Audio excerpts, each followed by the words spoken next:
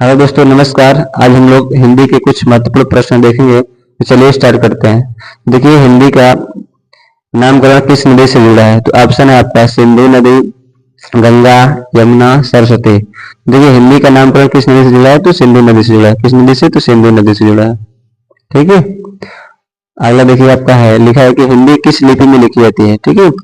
हिंदी, दूसरा क्वेश्चन है, हिंदी किस लिपि में लिखी जाती है? तो देखिए, लिपि क्या होती है, इससे पहले कुछ समझ लीजिए। देखिए, लिपि का होता है लिखने का तरीका, यानी भाषा को लिखने के लिए जिन चिन्हों की जरूरत पड़ती है उन्हें लिपि कहते हैं। ठीक है। तो हिंदी किस लिपि में लिखी जाती है? तो हिंदी आपका देवनागरी लिपि में लिखी जाती है। किसमें? देवनागरी लिपि में। ठीक है।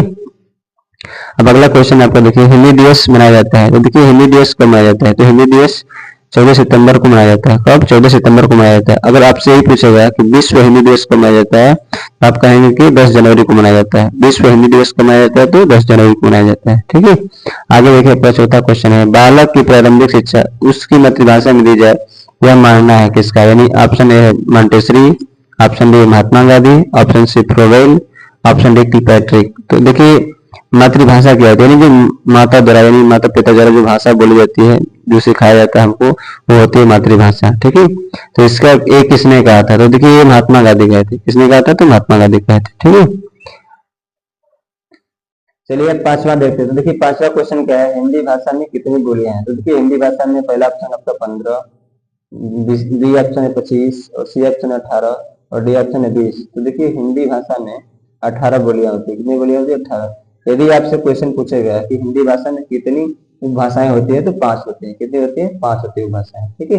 अगला क्वेश्चन आपका छठवां, व्याकरण और वर्तनी से शुद्ध भाषा कहलाती है। ठीक है। व्याकरण और वर्तनी से शुद्ध भाषा कहलाती है। तो क्या कहलाती है? ऑप्शन ए साहित्य, option A Pranjal, option C व्याकरणिक, ऑप्शन डी मानक। देखिए, क्या कहलाएगा? आपका मानक कहलाएगा। क्या कहलाएगा? मानक। ठीक है। अगला क्वेश्चन है आपका सातवां, देखिए, किस देश में हिंदी भाषा का प्रयोग लिखने और बोलने में किया जाता है? ठीक है। यानी भारत के सिवा और किस देश में हिंदी भाषा का प्रयोग लिखने और बोलने में किया जाता है? देखिए, पहला ऑप्शन है आपका ऑस्ट्रेलिया, दूसरा ऑप्शन है मॉरिशस, तीसरा ऑप्शन है पाकिस्तान, चौथा ऑप्शन है डी यानी दक्षिण अमेरिका। तो देखिए, ऑस्ट्रेलिया में तो नहीं बोला जाता है। किसमें बोला जाता है? मॉरिशस में बोला जाता है। किसमें? मॉरिशस में। ठीक है।